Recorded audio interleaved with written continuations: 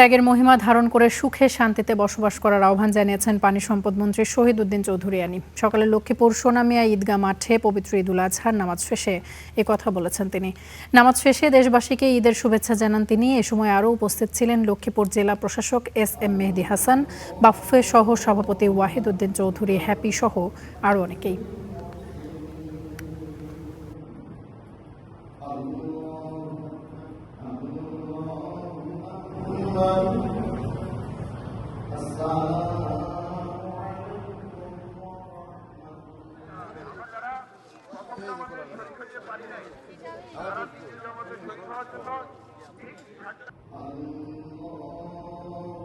এই পবিত্র ঈদের দিন আমাদের সবার জন্য খুশির দিন, আনন্দের দিন।